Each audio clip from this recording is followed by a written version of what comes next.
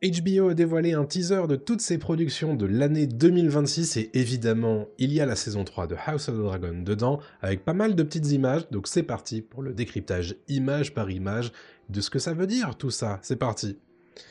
On commence tout de suite et c'est d'ailleurs le tout premier plan de ce teaser de toute l'année 2026 de HBO. C'est un plan où on voit Alicent Hightower qui entre dans la salle du trône de Port-Réal, King's Landing bien entendu, et sur le trône, il y a bien quelqu'un en fait, si on va zoomer, regardez. C'est évidemment quelqu'un qui a la chevelure blanche, la chevelure d'argent typique des Targaryens, et ça nous permet de rappeler, bien entendu, que à ce moment-là, eh bien, Aegon n'est plus à Port-Réal, comme on le rappelle, puisque à la fin de la saison 2, il s'en va. Donc, qui est-ce ? On peut imaginer qu'il s'agit de Aemond, son frère, qui du coup, en ce moment, doit avoir le poste, il doit avoir à assumer le poste de régent des 7 royaumes, tout simplement. Donc on imagine qu'ici, Alicent va voir son fils Aemond, régent de Westeros et donc de Port-Réal.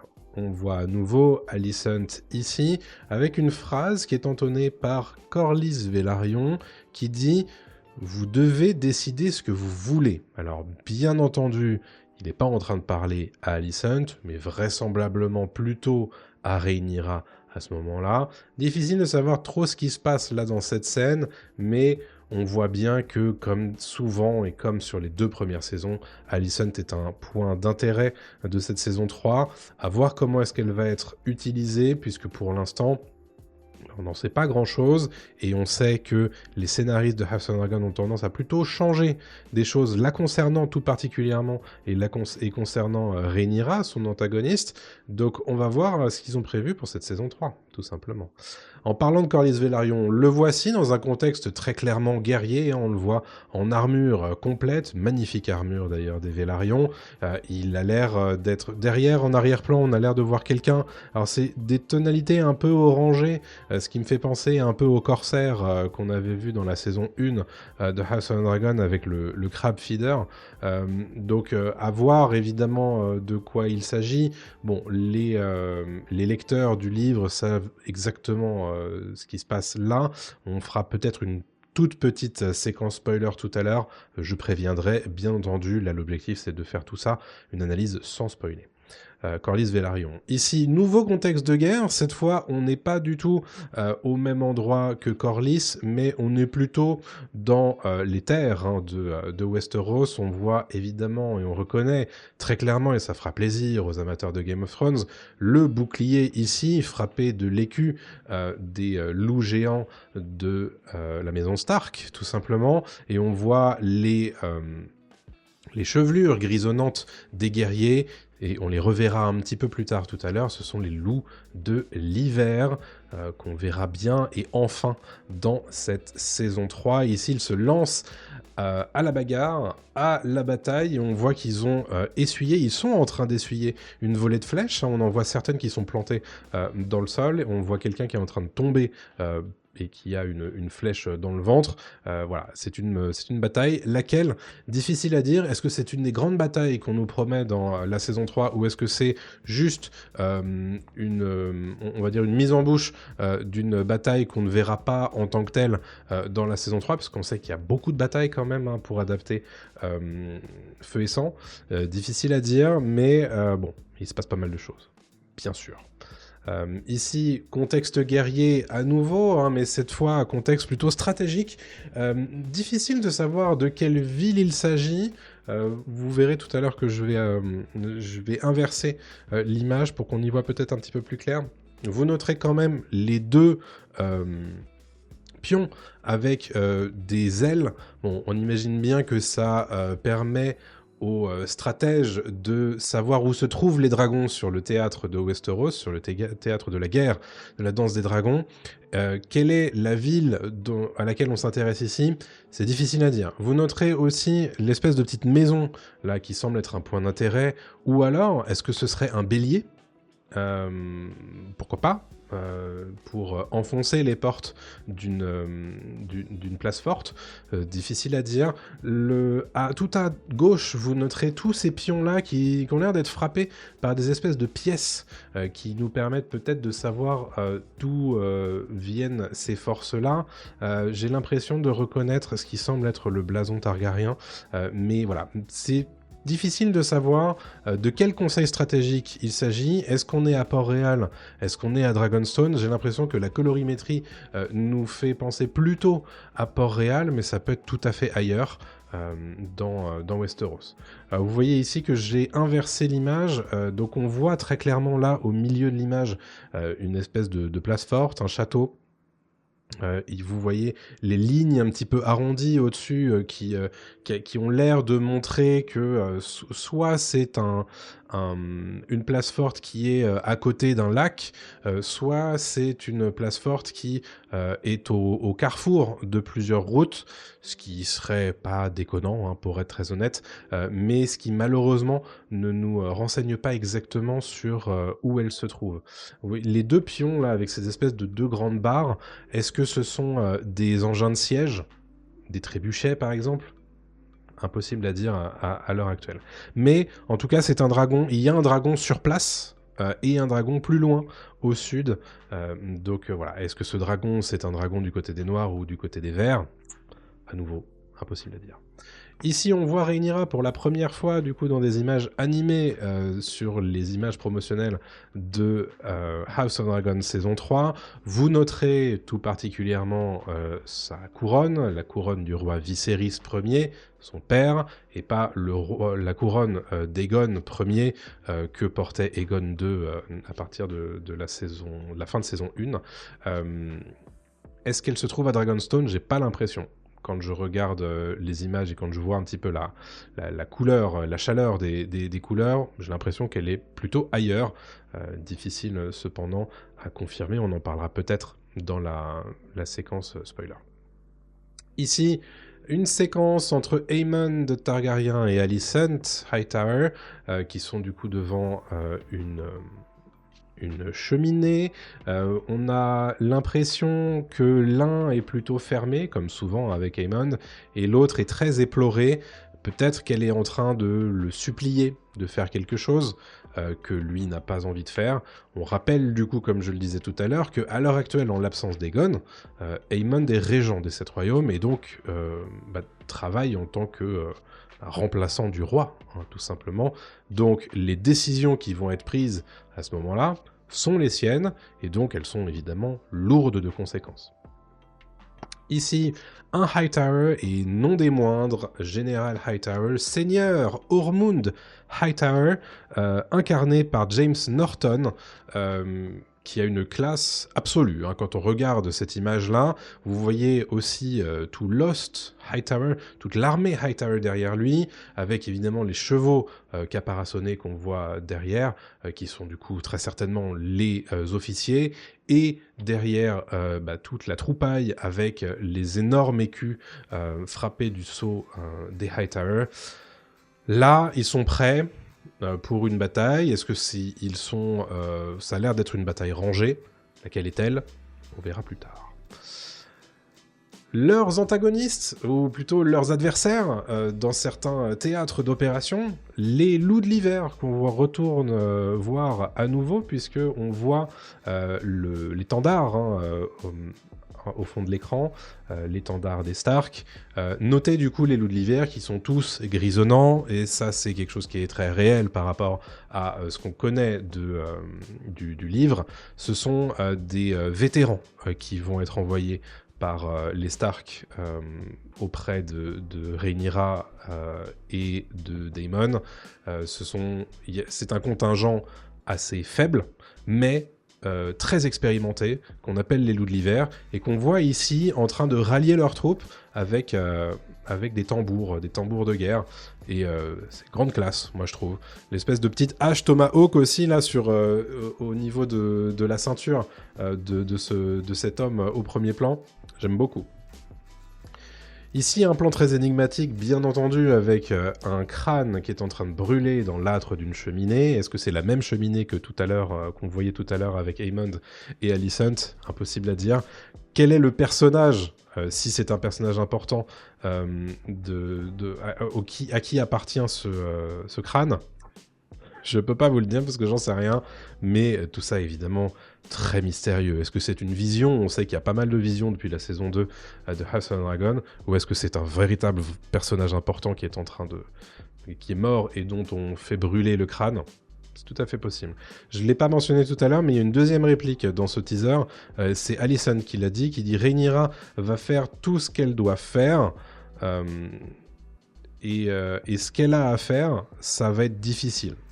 Donc, en gros, on lui promet la guerre, quoi. On promet l'enfer au vert avec Alicent. Est-ce qu'elle est en train de parler à Aemond? C'est probable. J'ai un autre plan ici. On reconnaît Aline de Karen, qu'on voyait et qu'on découvrait dans la saison 2 de House of the Dragon. On le reconnaît à son costume, hein, tout simplement. Là, il est en train de se battre avec à nouveau quelqu'un qui est habillé un petit peu en corsaire, comme je le disais tout à l'heure. Il a l'air aussi d'être sur le pont d'un bateau en train de se battre sur un bateau qui est en pleine mer. Donc on imagine bien que c'est la bataille qu'on attendait en fin de saison 2 et qui aura lieu plutôt en tout début de saison 3 probablement. Dans l'épisode 1, vous noterez l'espèce de grande étai de bois qui est en train de brûler à l'arrière-plan. Ça a l'air de pas forcément super bien se passer sur les mers durant cette bataille. En tout cas, il a l'air de plutôt pas trop mal s'en tirer ici, Aline de Karen, puisqu'il a l'air de battre son adversaire. Dernier plan, et non des moindres, un plan hyper intéressant où on reconnaît évidemment la salle du trône de Port-Réal, puisque vous voyez à l'arrière-plan à gauche le trône de fer, tout simplement. Devant un certain nombre de gardes avec le blason des vers sur leur poitrail. Donc on est très clairement sur des gardes targariens du côté des vers, ou voire la garde de la ville, hein, tout simplement, la garde de Port-Réal, qui tirent leur épée au clair et sont prêts à défendre le trône de fer contre ce qui semble être des assaillants qui arrivent à droite. Et ça, évidemment, ça nous donne très envie de voir cette saison 3. J'ai pas d'autres images à vous montrer parce que vous le voyez, c'est quand même assez avare, hein, ce premier teaser dans lequel on est tout simplement en train de montrer toutes les productions de HBO sur 2026, donc il y a évidemment beaucoup de choses à montrer, donc très peu de temps pour House of the Dragon, mais j'ai l'impression que c'est la série dont il montre le plus d'images.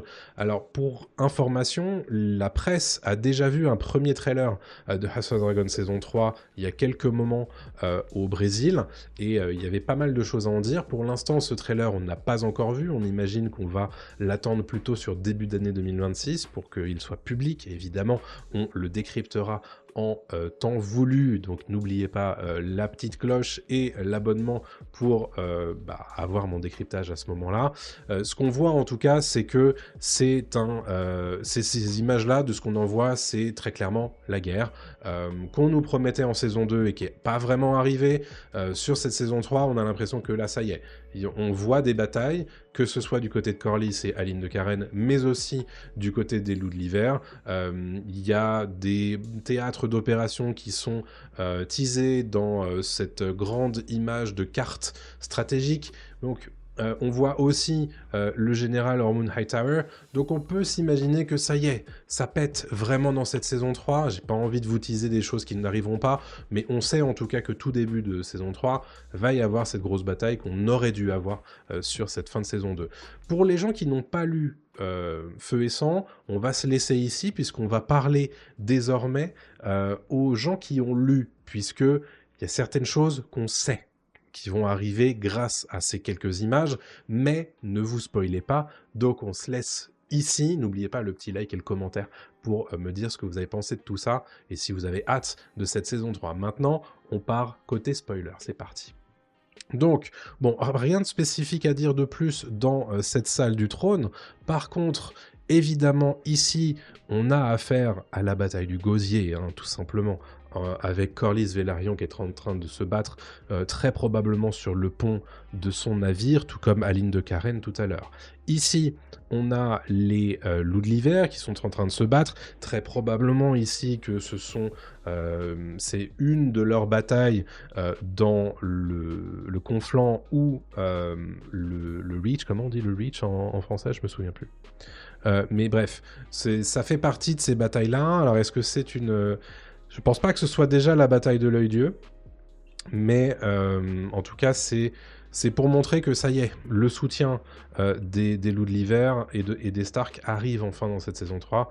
Il était teasé en saison 2, il arrive enfin en saison 3. Ici, voilà, je suis bien embêté, vous me le direz évidemment en indiquant spoiler, bien comme il faut, dans les commentaires, de quel théâtre d'opération il s'agit. Est-ce que c'est Harrenhal ? J'ai pas l'impression. Est-ce que c'est une autre localisation ? J'ai pas l'impression que ce soit Port-Réal dont on parle ici. Est-ce que c'est simplement Chute-Bourg ? C'est possible. Cette espèce de petite maison là m'indiquerait peut-être une espèce de marché. On sait que Chute-Bourg c'est une ville marchande, donc pourquoi pas. Le fait qu'il y ait deux dragons qui apparaissent à l'écran me fait dire qu'on n'est peut-être pas à Chute-Bourg, parce que Chute-Bourg il y a un petit peu plus de dragons que ça. Donc est-ce qu'on est côté Harrenhal avec le dragon qui surveille Harrenhal et on sait lequel c'est, et du coup il y a un autre dragon qui arrive et ce serait peut-être un dragon noir, un dragon vert à cette étape-là. En fait, on ne sait pas du tout à quel moment on se trouve. Est-ce que c'est un moment où Harrenhal a été reprise par les verts déjà, ou pas ? Impossible à dire. Donc ça, évidemment, je suis très preneur de vos théories en commentaire. Cette image de Rhaenyra, pour moi, elle n'est pas à Dragonstone, mais à Port-Réal, à mon avis, puisqu'on va avoir très probablement la reprise de Port-Réal dans cette saison 3. En tout cas, j'y crois. Donc, moi, je pense que Rhaenyra est déjà sur place. Le tableau derrière, en arrière-plan, me fait penser plus à Port-Réal qu'à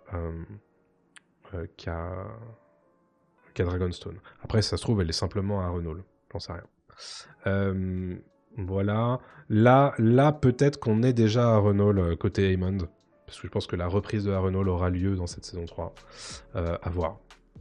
Ça me fait pas penser à Port-Réal, mais je peux me tromper. Ici, on est... alors, c'est difficile à dire où se trouve cette armée des Hightower.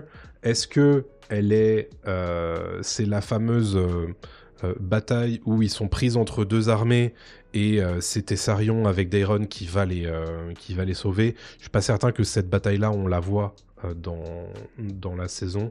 Est-ce que c'est pas simplement une grande bataille qu'on va avoir et c'est peut-être Chute-Bourg difficile à dire. Ici, les loups de l'hiver. Bon, vous me direz à quelle bataille ça vous fait penser. J'ai tendance à dire que c'est plutôt aux alentours de Chute-Bourg. On sait que Chute-Bourg, c'est probablement fin de saison 3. Donc à voir. Mais c'est difficile à dire parce que je sais que Chute-Bourg, les loups de l'hiver sont déjà bien... Ils ont déjà bien pris cher, mais c'est peut-être le cas avec les réécritures qu'on connaît de House of Dragon. Ce crâne, j'en ai aucune idée. Est-ce que c'est le crâne d'un personnage important ? Est-ce que je sais pas, est-ce que c'est Otto Hightower ? Est-ce que c'est le crâne de quelqu'un qui va brûler après la reprise de Port-Réal ? Impossible à dire. Est-ce que c'est le crâne de quelqu'un que Aemon va faire brûler à Harrenhal ? Je sais pas.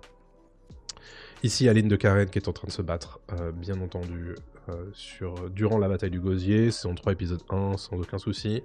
Et ici, bon, bah voilà, confirmation que la chute de Port-Réal aura lieu dans cette saison 3. Comment est-ce que je l'imagine ? Moi, je vois une structure de saison un peu comme ça. Saison 3, épisode 1, bataille du Gosier. Saison 3, épisode 4, quelque chose comme ça.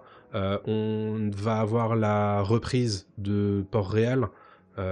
Et saison 3, épisode 7-8, très probablement Chute-Bourg. Des trucs comme ça. On rappelle quand même qu'on voit aussi pas mal... Enfin, on a déjà vu des images de Daemon qui est en armure et qui va se battre avec les Tully.